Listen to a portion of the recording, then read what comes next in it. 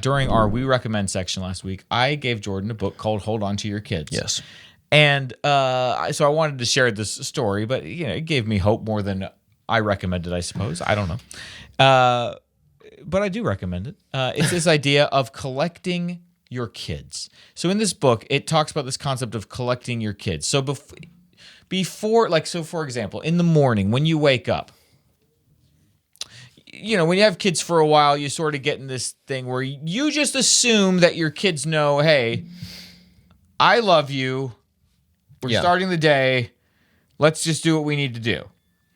But this book talks about the idea of collecting your kids, where basically, your kid lives in the safety of this knowledge, you hope, but it's good to reinforce it. And so the idea is that you start each day just really spending some time, just with eye contact with your child, asking them, what are you working on? What are you playing with? Oh, that looks really cool. Tell me more about it. And actually meeting them where they're at. I don't know a non-cheesy way to say that, but that makes sense. Not just assuming that you are interested in what they're doing for the day, and blah, blah. I'll give you an example. So I'm down here working.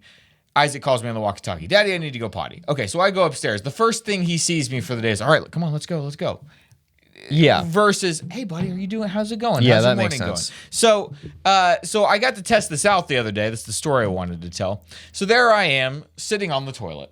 Of course. And if you don't lock the door, or maybe the door doesn't shut all the way, of course, 100% chance that a child's going to walk in. Yes. Just like that's a normal thing that happens. Yeah. And just, hey, Dad, what's going on? Hey, Daddy, what are you doing? And so Elliot wanders in, starts going through the drawers. Of course. Which, is whatever. He's going through bathroom drawers. But your inclination as a parent is to say, I don't know what's in those drawers. Don't do that. Just don't do that. Don't do that. But instead, I thought, okay, let me take the thing I learned from that book.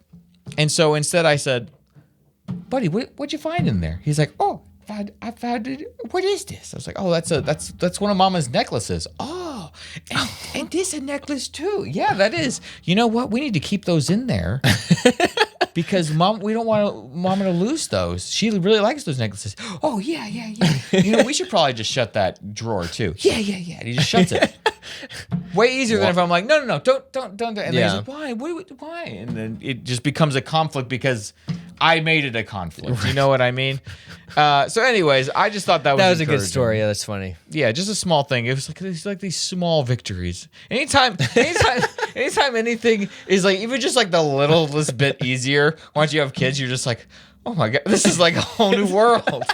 The other day, the boys were just playing upstairs, and I was down here, and Kelly was in the back room dealing with Shiloh, and they were just up there playing, and I thought, is this just what it's going to be one day where they could just be up there unsupervised? Unsupervised. That's the word I'm trying to think of. Unsupervised. And I guess we're almost there.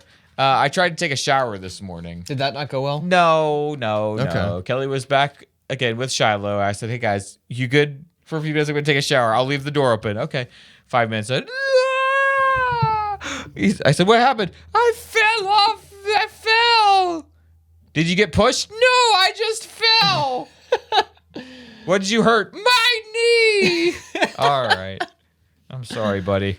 Oh, this is my worst nightmare. I get in the shower and people start crying getting hurt. Anyways. The most vulnerable position. Yeah, exactly. I was like, well, I'll be right out, buddy. In fact, I had peppermint soap all over my face. So I couldn't even keep my eyes open because if I did, I was going to... I would be the one crying.